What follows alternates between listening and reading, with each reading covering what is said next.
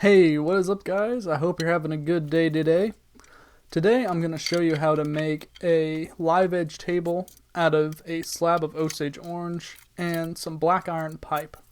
Check it out. So I got this slab from my uncle. He was taking down a Osage orange tree on his property and he decided to have it milled up into a bunch of slabs, and this was one of them that he gave me. So I didn't really know what Osage orange looked like. All I could see was kind of this outer layer here, and it didn't really look any different than any other wood. But it did have a hole in it, so I filled that with 2-part epoxy, and I just used a little scraper to flush it up. But the surprising thing came when I started sanding it. I never realized just how yellow this stuff is. Like the sawdust that was coming off my sander looked like something you could powder coat with. That's how bright yellow it was. So this is pretty exciting because it'll give a nice unique look, at least something that I've never seen before. So I decided not to stain it and just put a coat of polyurethane on it just to make sure that I was keeping the natural look of the wood. So I'm using a clear gloss polyurethane here, and I'm going to do 2 or 3 coats, I think.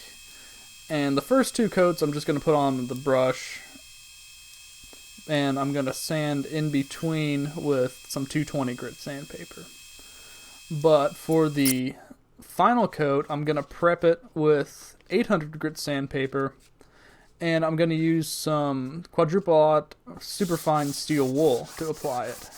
And hopefully this will give a nice even sheen to it and provide a finish that's free from bubbles and brush marks and all that. So I'm sanding, and what I kind of wish I did for this was put clear epoxy on the bark, the actual live edge of the table. I saw this trick a little bit after I made this, and it prevents the bark from chipping off or anything like that. So in the future, next live edge table I do, I don't know what kind of wood it's going to be, but I'm definitely going to use that trick. And you just kind of paint the epoxy on. So as you can see here, I'm applying the polyurethane with the steel wool, and now I'm ready to attach the legs. So I went to the home store and I bought a 10-foot piece of black iron pipe, and I had them cut the pipe down to 3 32-inch sections. And they cut and thread the pipe for free, so that was nice. It's also cheaper to buy a 10-foot section instead of buying, say, 3 24-inch sections. So the part where you're going to spend the most money is in these floor flanges. These floor flanges are about $4 a piece, and you're going to need 6 of them. So I'm marking with a center punch where I want the flanges to be. And what proved to be difficult is that the slab had varying thicknesses. So the back end was a little thicker than the front end where that single flange was. So I marked the drill bit with a piece of tape just to make sure I'm not going in. But when I was drilling into the final flange, the single one, I actually went through. So it made a little tiny hole, and I decided not to fill it because it would just look even more out of place. So another problem with the thicknesses is that I only had one size of screw. So on the back side, the screws went in fine. They didn't go out the other end. But when I moved to the thinner side, it would have been nice to have some thinner or shorter screws, just so that I made sure I didn't go through the other side. So then after that, you just simply screw the legs on, and then screw the remaining 3 floor flanges on to the end. Now to get these stickers off, I found that if you use a torch and run the torch just lightly over it, it'll melt the glue, and then you can use a scraper to scrape off the sticker.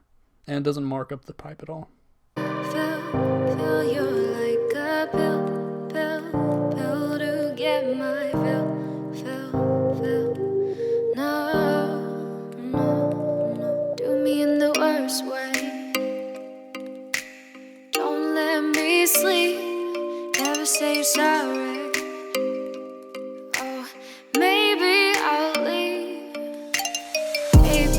but you know I never will. No, so I choke you down just like a pill. Thank you guys so much for watching. I really appreciate it. If you have any questions, please leave them in the comments below. I read every single comment and I'll try to get back with you. So if you like the video, feel free to throw a like on there. That really helps get it out there to other people. And if you want to see more videos like this, hit that subscribe button. So thanks again, and I'll see you in the next one.